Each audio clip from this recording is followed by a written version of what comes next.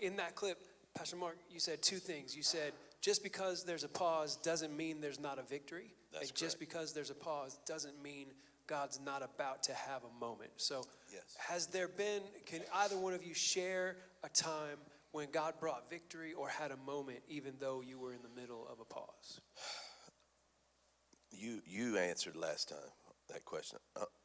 You want me to answer this time? Yes, sir. I'm going to do something really weird for just a second. So hang with my weirdness and let me speak to one specific person. Her name is Leanna, and she is at home caring for my mother in this moment. If you would turn the TV off, because my mother watches this every Sunday. If you would turn the TV off you can turn it back on in 5 minutes. Just give me 5 minutes. Okay, now hopefully she's turned it off. I want to be vulnerable, and it's probably not something that I want my mother to hear.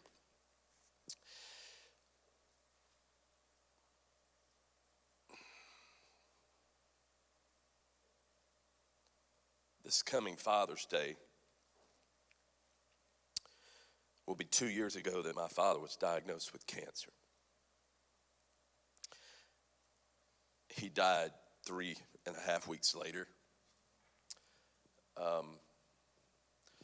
My father, I don't need to go into the details of how much he meant to me. I think all of our dads mean a lot to us. More specifically, in so many ways, he was more than just my father. One of the things that he was he was my mother's caretaker. My mother has advanced stages, Parkinson's, and dementia, and he was her caretaker, round-the-clock caretaker. And it came as a surprise to us that he was diagnosed with cancer. It certainly came as a surprise to us that he went to be with Jesus 3.5 weeks later. We always thought that my father would outlive my mother because my mother has been battling with this illness for 25 years, and it has stolen her life, so much so that she has no use of her legs, very little of her arms, has to be cared for 24 hours a day. And he was an incredible caretaker. He absolutely loved my mother with every ounce of his being.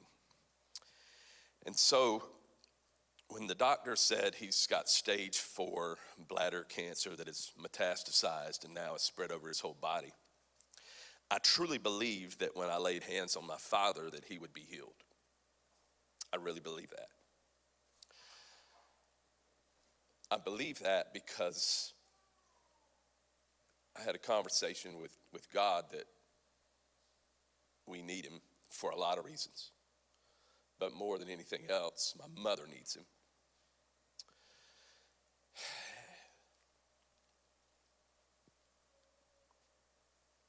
And I believed that he would be healed. He was not healed let me say this, he was healed, just not in the way that I had hoped that he would be healed. He's now in heaven and walking tall and whole. And he's seeing the glorious things that we all hope to see one day. But it left my mother in a place to, what do we do now? And my family, more specifically my immediate family, we have assumed the role of being her primary caregiver, and to take care of her. And to be honest with you, for a season, and I don't know exactly how long that season was, I felt like I was in a pause. I felt like I was stuck. Not only did I lose my father, my hero, but my mother lost her caretaker, her husband, her best friend, the one who fixed her meals for her, who took her to the bathroom, who did everything for her. And if I'm really transparent, I was a little angry with God, to be honest with you. because I expected him to answer my prayer. But now, being almost 2 years, I don't have time to go over everything that I feel like God taught me in this period.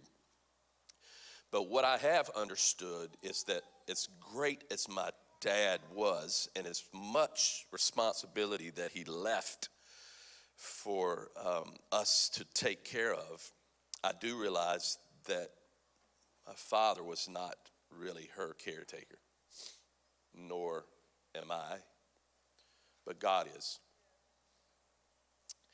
And I've had to learn a different level of trust. And I don't understand everything or every reason. But when I look at my mother and I'm like, I don't understand why she's in the state that she's in. There's a lot that I don't understand about that. What I do understand is that God is always present, even when I'm in the pause. When I don't understand it, God is always present. When I can't figure it out, God is always present. When I'm a little angry, God is always present. When I'm confused, God is present. When I'm hopeless, God is present.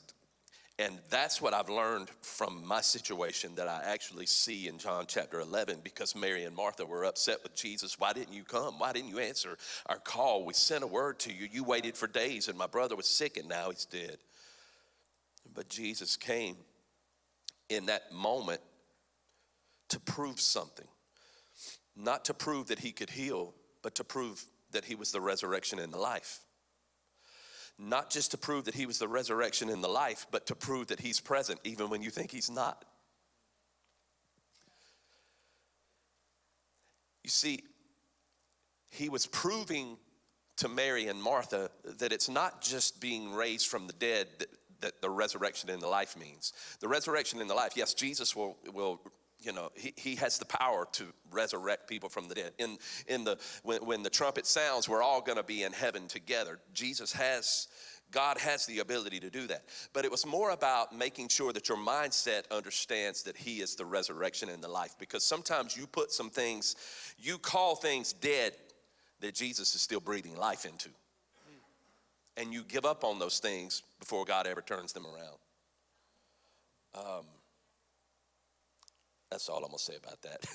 I feel like Forrest Gump.